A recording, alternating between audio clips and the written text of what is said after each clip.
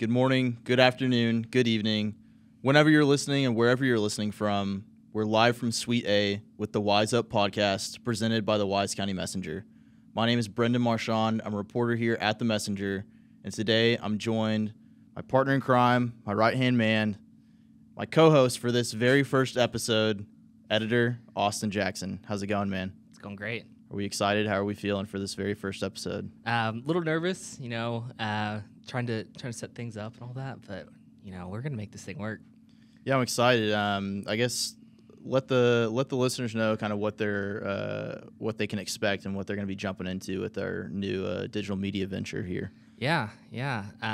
So, we just kind of recognized an opportunity that we really wanted to capitalize on with, in a newspaper, you can tell so many great stories, but you're still limited to a word count, and with this format, you can really kind of dive deeper into subjects and kind of maybe go in, less newsy directions, and kind of get to know your neighbors a little more. And that's kind of the driving theme for the Wise Up.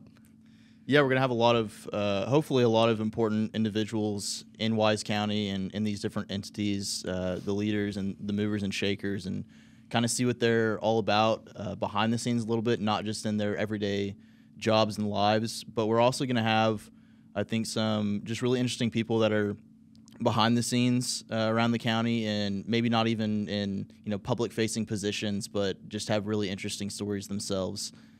And to kick off this new adventure that we're starting here, our very first guest, Wise County Judge J.D. Clark.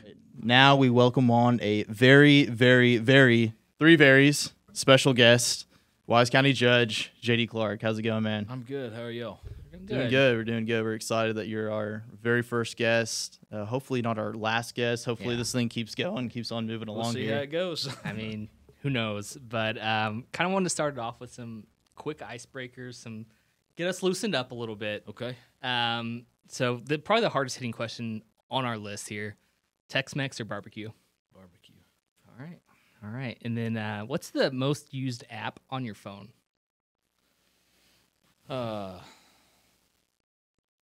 I mean, other than like texting, the texting app, probably Facebook. Okay. Yeah. All right. Got the Facebook scrolling. Do you doom scroll? Yeah, that's right. Are you posting a lot? Are you behind the scenes? It's posting, monitoring, get a lot of constituent interaction that there you way. Go. People, if they don't know how to reach out or who to reach out to, I'll get a lot of Facebook messages. A lot of that's just directory work, but say this is who you need to call. All right. Well, our last one is, just our complete unrealistic expectations as Cowboys fans, at least mine. Is this the Cowboys' year? Yeah, it always is, right? Correct. All right, yeah. Now we've got some trivia on you in the back pocket. Okay. Let's go ahead and just take it all the way back to a young J.D. Clark. So what was life like growing up for you? You're Wise County's own, hail right. from the great town of Chico. So Northwest quadrant of Wise County. Take us to the very beginning. Kind of what were your interests like growing up, and kind of what were you like as a kid, as a young man? Yeah, so grew up in Chico. My mom was a school teacher. She taught in Decatur for a long time. A lot of her career, taught second grade in Decatur for I think 15 or more years, and then she taught in Chico, went from second grade to junior high for a change, which is a big change. My dad, through most of my childhood life, was a self-employed welder. Did that for a long time while I was growing up, and so normal Wise County childhood growing up here, and being in that small town life, small school. I always enjoyed writing, music, things like that. I think I was a creative kid, and I worked hard at school and enjoyed school, and did all that fun stuff. And speaking of those creative endeavors, was that kind of your aspiration at the time to go into a creative field, or was it just something that you were drawn to that was a hobby or an outlet for you? Yeah, so I guess when I think about and when people ask, what did you want to be when you grow up, the first thing I remember wanting to be when I was a kid was I wanted to be an archaeologist. and that was because of Indiana Jones movies. And then you realize it's a lot more digging in the dirt than than anything. The whips and yeah, exactly. You don't really do a lot of that stuff, but that's one of my earliest things. And then getting a little older, thinking maybe I'd do something that had more of a creative bent to it, and I wanted to be an author, wanted to be a writer for a while, and then got really interested in music and writing songs and things like that. And I eventually realized those are all things you can do no matter what your career is, and have a creative outlet. And I studied English in college, English and history, and ended up teaching with that. And I think that you find ways to incorporate those different interests in no matter what you do. So and I think I got a little bit of that, get to scratch a little bit of the archaeology itch with the courthouse project too. Exactly. So yeah, exactly. Hitting on that music aspect of your life, I know you might not want to talk it's about good. it here. It's good. But I think we've become really fond of the song Highway 101. Yeah, it's been a big hit in the newsroom. Yeah. I think I'm the Have you top. noticed like an uptick in your listeners? Yeah, I have on not paid Spotify? any attention. Yeah, You should check it. I'm the top listener on Spotify for sure. But yeah, go a little bit more into that. You're actually performing in the stockyards, I understand, and things like that. So when I was in high school, and even beyond that, so been interested in music and learning to play music, and for a long time. When I was 5, actually, I decided and told my parents I wanted to learn to play the violin, and so started taking violin lessons then at an early age, and did that for a while. But then when I was in high school, I decided I wanted to learn to play guitar instead, and really fell in love with that.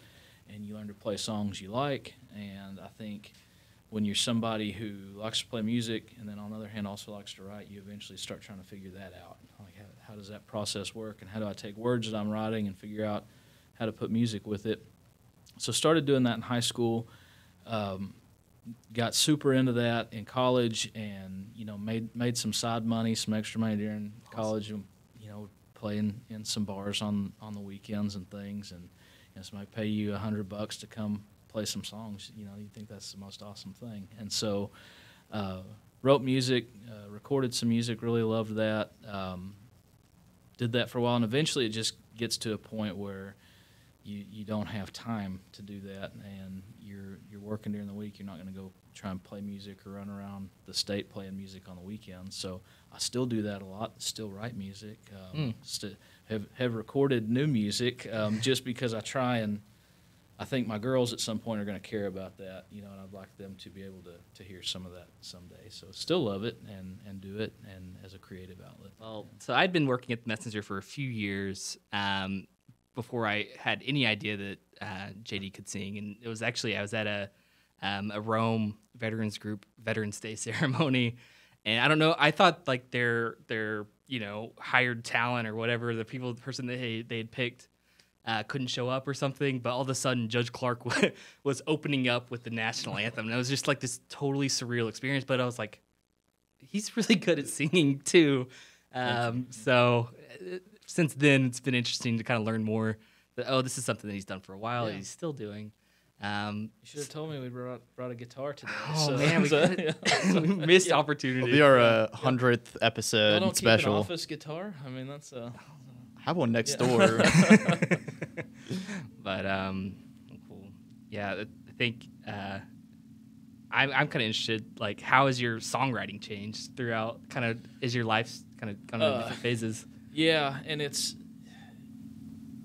I think too that my songwriting has changed in, number one, just you get older and you go through more life experiences, and I think too, I try and challenge myself. It's easy to be, a young guy writing songs, and like when you're in high school and college, you kind of naturally you write songs about yourself and what you are feeling and all this, and then you try and step back a little bit, and it's like, I don't just have to sing about myself. Or the other issue is, like, I have a really good life, and I'm happy with my family and the relationships that I have in my life. And it's like, you know, you also don't feel like sitting down and writing sad songs either, you know, and that's just a creative thing. You got to make yourself be able to get out and write what you're feeling. But I think that I have grown up a lot in my writing and maybe how I express myself, and trying to write more about the things and places around me. And I do find myself writing about time and time cycles more. And what I mean by that is watching my kids grow up, and you know, everybody tells you, oh, it happens so fast. They grow up before you know it, and they're right. And you laugh that off or blow that off until you experience it. And then, two, just trying to, I think a lot about where we fit in the grand scheme of things. And this is getting real deep going down. But, you know, even like our history here in Wise County isn't that long ago, you know, and we're still a relatively young place. And where do we fit in that? And what good are we doing? And anyway, so I find myself focusing a lot more on that, on like the passage of time and what are we doing with time and things like that. So and sometimes that's good and sometimes it's not. Stream Highway 101 on Spotify. Yeah, we're gonna put up an album cover right here. Right here, post-production. I have way better songs now, I promise. So Gotta release them. Yeah, I know. Well, so for music, it sounds like you kind of had to grow up. You went into the classroom, into teaching. So kind of what attracted you to that, and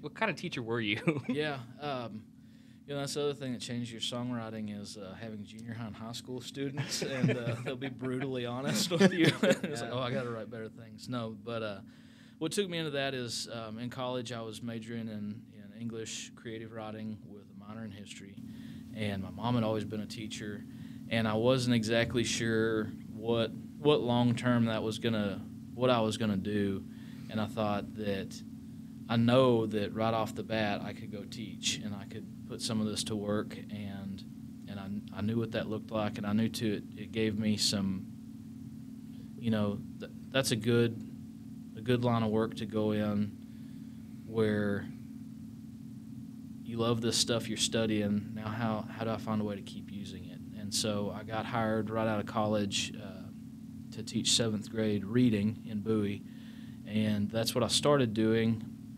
And then as I was there a while, then I had an 8th grade journalism class. I had 6th grade guitar for a couple years as an elective because we had some elective space, and that was an awesome experience. Then they moved me up to high school, and I taught sophomore world history up there and had a lot of the same students in again.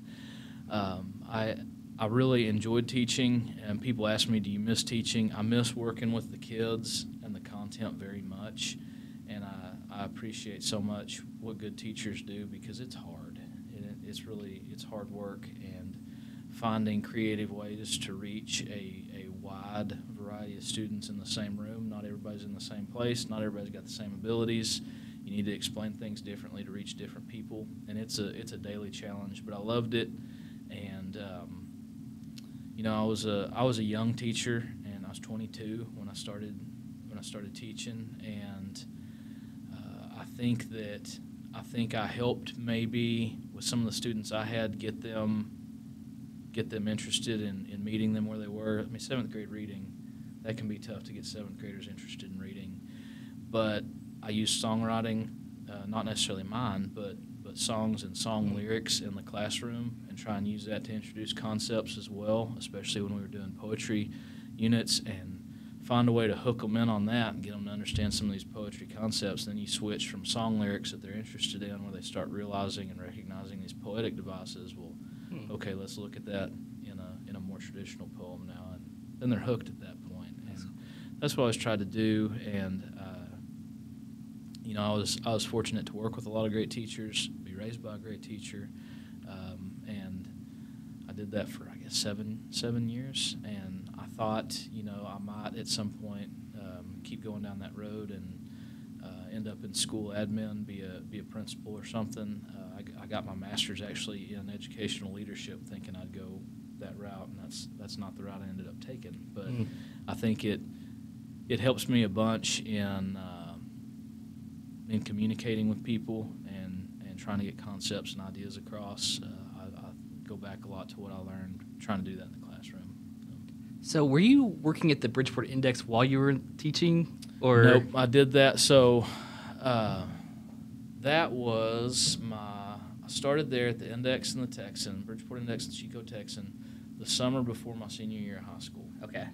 And I needed a job. Was a teenager who needed a job. I went to Keith Bridwell, who was a great guy to me, and gave me a shot, gave me a chance. And I like to write, and so I was like, man, how cool would that be if I could make some money writing? And so I went to Keith, met with him, and he decided to give me a shot. I was on summer break, and he said, well, your schedule's wide open, so you can go to I was immediately sent to city council meetings, school board meetings, commissioners court meetings, and I was 17, and I had a good concept of what a school board did because Mom was a teacher. I understood that. But city council, and then especially commissioners court, you're like, what in the world's commissioners court? Yeah. And having to learn quickly who did what their responsibilities were. Why is the judge not wearing a robe? Yeah, exactly. This judge doesn't have a robe on at all. And what does this mean? So did that and loved that, was having a lot of fun with that. And then I decided to go to school. After high school, was going to go to school at North Texas in Denton and was going to be a commuter student. And I still lived here and drove back and forth and was able to keep doing that during college. And so that was my college job too. So going to class and writing for the paper some, and then playing music on the weekends. And that's a great combo. Yeah, I think that's probably the best college job you can ever have. Yeah. So it was fun, and I learned a lot about a lot of different things. And two, it's what really snagged me into community work and local government work because it's not something that had ever been on my radar. And then through that, because of that experience, ended up getting on city council in Chico, and then serving as mayor over there. And those experiences and things I learned and got engaged in, and being worried about being prepared for growth in Wise County is what kind of sent me down this path. And when you're growing up and thinking about what are you going to be when you grow up, I don't probably think there's anybody that says county judge except one of my daughters, Maggie, when she graduated. When she had her graduation from the preschool here at the Methodist church that she was going to, they say what they're going to be when they grow up. Zelda, one of my twins, her answer was an artist, and then they read Maggie's and it says a judge. I mean, 4-year-olds put that, but it's not on the typical radar. But you get exposed to things and learn about things and realize work that's happening. You're like, I want to be part of that, and I think you just have to be receptive to doors that open and go where God calls you, and that often means things you didn't initially think about. So how old were you when you joined the city council and eventually ran for mayor? I was 20 when I got on city council, and then I was mayor at 23. Yeah. Is it confirmed? Were you the youngest mayor in Texas at the time? At the time, yeah.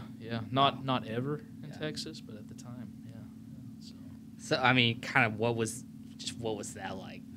Jumping into the local government scene. Was there any imposter syndrome? I don't know if that's the right term, yes. But absolutely, and you get imposter syndrome. At the same time, I think sometimes you fluctuate. At least my personality type, sometimes you suffer from overconfidence and have to keep that in check. Or we're just gonna do this. Yeah. Sometimes then you suffer imposter syndrome and like, what am I doing here? Why am I the one equipped to do this? And I think that what you have to remember and remind yourself of is we're all humans. All of us, for the most part, feel this, and that's why it takes teams of people and the right people together, because none of us are the end-all be-all, and we have to work together on this. But it takes people. An ability in there and an ability to do it, on some levels, an ability to learn it on other levels, and then just a willingness to do it and to, to give a dang about what you're doing and step up and figure it out. And so there's a lot of stepping up and figuring out. And even in this job, and I think y'all probably agree in your job, there's things that come up that you hadn't thought about before. And it's like, oh, this is new. We've never done this before. Exactly. But you have to figure it out, and you have to learn it. And so, starting out on city council was a really great spot for me to be, because I was serving on a council with people that had done it for a long time in the town and knew the processes, knew the background. I learned from a lot of people who had a lot of good history of the town and the systems. And, then after a few years, when I became mayor, I had a little bit more background, but also I think that I've worked hard, and a lot of the colleagues I have now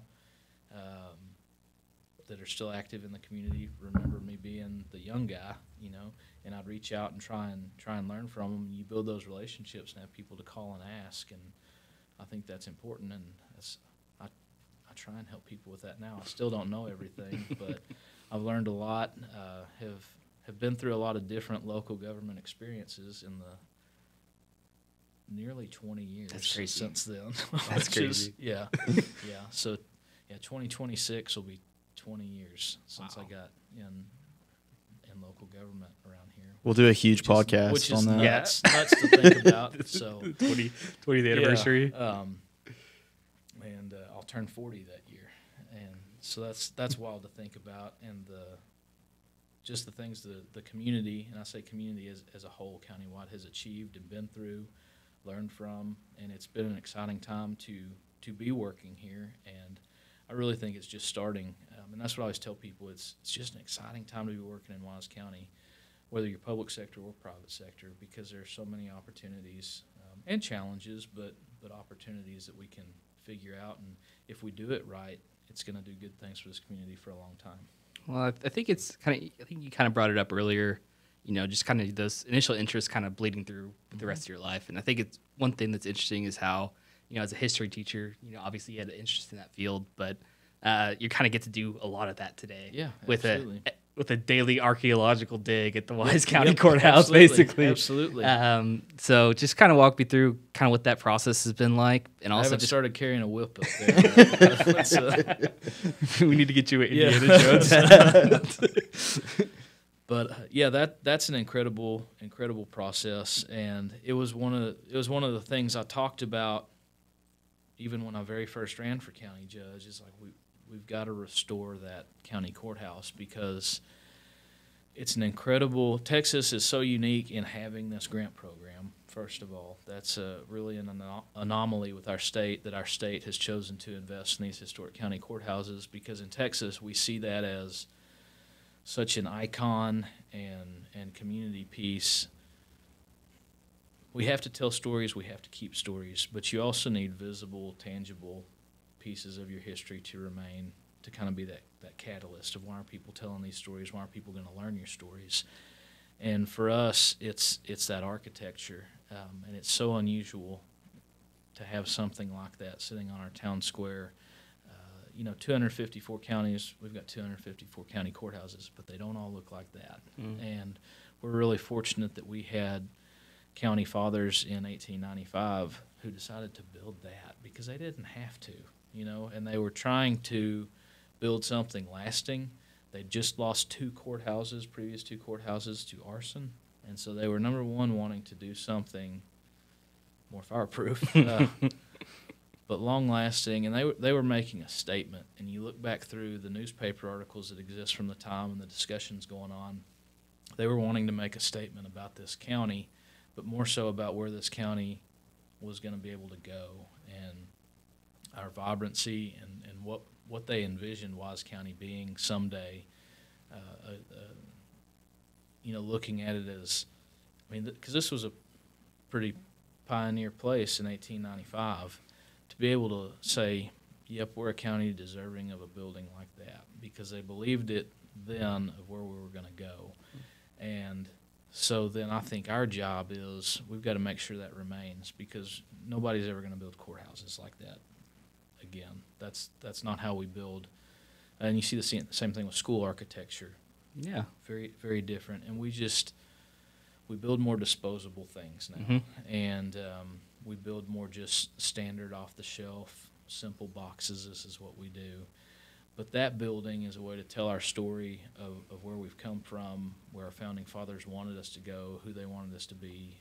Where are we now? Have we achieved any of that? Do we still have work to do? Yes and yes. And so from the get-go, I said that was going to be one of my projects, is I wanted us to get in a position where we could snag that grant and do the work. Because it's not just as simple as saying, well, let's apply for the grant and get it. There's so many steps to it. But even aside from the grant process, just logistics. You've got to have things lined up of, well, then do you have a place where these offices can be while you do this, you know? And just there's a lot of chess pieces to it that lined up over the years, and I'm excited we got it done. And I don't go up there every day because I don't want to drive them crazy, but I try and go walk through.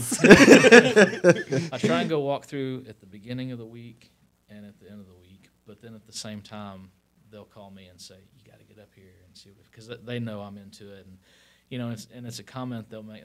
We've never had a judge this engaged in the courthouse. So I take that as a compliment. But you know, they know I'm into it, and we're trying to do it right because it's harder and harder to keep history as time passes anyway. It's especially difficult in a growing county because you've got to be really diligent and active and engaged on it, because we can't just say, well, all these new residents we're going to have, they need to learn our history. Well, we need to create opportunities for them to learn that right off the bat. We can't just expect people to come in and automatically know it or know how to seek it out. But to me, that building sitting on the hill, that calls you in. Everybody sees that. Whether you've lived here your entire life or whether you moved here last week, you see that and it impresses you. And you want to know more about it. And so that's our key. That's our snag.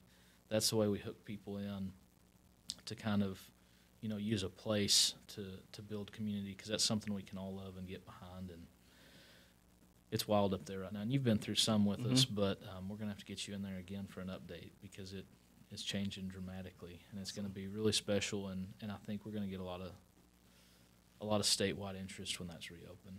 Great. Yeah, I think that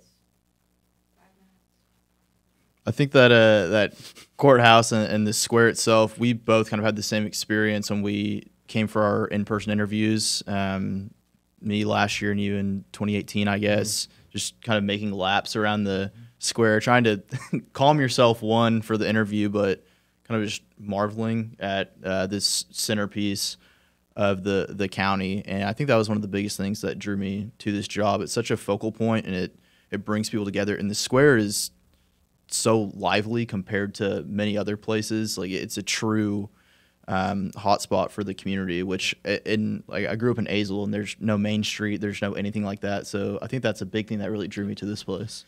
Well, and because, you know, and that's something that I hear from people a lot is a concern, is they don't want to lose, as we grow, they don't want to lose, people say that small town feel. You know, that's a phrase they use. Well, what does that mean? And, you know, it's values, it's neighbors, it's things like that. But you have to have a sense of place. You have to have something that feels uniquely like this community. And again, whether you've been here your whole life or you're somebody moving out here, you don't want it to just look like another bedroom community on the highway that could be in any metroplex suburb. Right. That's not why most people are moving out here either. They're looking for a place to live, and they see things like that. That's unique. You know, we want to be part of that. And so I think we have to find opportunities to preserve those senses of place where we can. And, you know, right now it's the courthouse. I think there are other opportunities in this county that as we grow and maybe see that successful project, we find some other things to make sure we preserve that sense of place, because you can't get it back once it's gone. And, you know, that's what I think will be our differentiator. And if we're diligent about that, we can do it. I know everybody says that no matter what community they're in, we don't want to lose this small town feel. But you've got to have people in place that actually want to work to achieve that. And we're doing that right now. Has there been a like a find or discovery, or just as y'all have been peeling back the layers of the decades of just the different iterations of how this courthouse was set up that like interested you the most? Like, is there anything that stands out? Yeah, so, and some of it's going to be hard to just describe verbally, but, you know, one of the things, of course, everybody knows is originally that courtroom was a 2-story courtroom that had a balcony in it. That was taken out in the 58 through 1960 remodel, took out the balcony, put in a drop ceiling to create space up above. Well, you know, one of the things we've realized through the project is, yeah, it was 2-story, but just how ornate and grand it was as we've got it reopened now. It's shocking. It just takes your breath away when you walk in. I say shocking in a good way. It's beautiful. Mm-hmm. And we've learned that there was this massive decorative arch in that courtroom that we didn't know existed, and it's just stunning. And then even yesterday they said, hey, you got to come up and see this. Well, they were taking the old texture off the wall, and they found where there were these 2 windows that served an office space for ventilation. These big grand windows that we didn't know existed. They've been filled in over the years, and it's just things that, you know, people had to make decisions for the building as they could and as they saw feasible at the time, but those things get lost over the decades, and we think we know a building that we're in every day, and then you start peeling back layers, and we're learning stuff about it all the time. And so it's, you know, as I talk about, you know, kind of being preoccupied with this idea of where do we fit in time, like, we don't know a lot. You know, we work in that building every day, and they're like, this building's changed a lot since 1895, and we don't even realize it completely. No. Well, I think kind of an awkward segue, but have some exciting news, pretty recent news with NACO, our second vice president, hailing from Wise County, representing like 40,000 different government officials. Yeah, that's right. 3,069 counties, counties, parishes, and boroughs. So just, you know, kind of what do you what that kind of mean to you, and what do you think it will mean to, you know, our residents here in Wise County to have that voice on a national stage? Yeah, that was a really fun and incredible process. NACO is our National Association of Counties, and I've been engaged with that since I got elected into office because it's so valuable. What that is it's an association for counties to join together and have an amplified voice at the federal level. We're really good in Texas with the Texas Association of Counties of being able to do a lot of good work at the state level to help promote policies that help us be better local governments in Texas. But we need that same ability at the federal level, because if you're not working at the local level and you've got guys just at federal level making decisions that affect us all, they don't often know or think about, or maybe they do and do it anyway, how it's going to impact you at the local county level. And so our job is tell that county story, make sure people understand how it actually works in county government. How would this affect residents in Wise County if you put this federal policy in place? So got involved in that, did a lot of broadband work with them, chaired the rural caucus within that organization, and have done a lot of policy work through there. And then this year, just kind of looking at where the association was, where we need to go, opportunities that exist out there, and I decided to run for second VP. That's the only spot you run for in NACO. And if you get elected second VP, then the next year you rotate up to first vice president, and the third year you rotate up to president.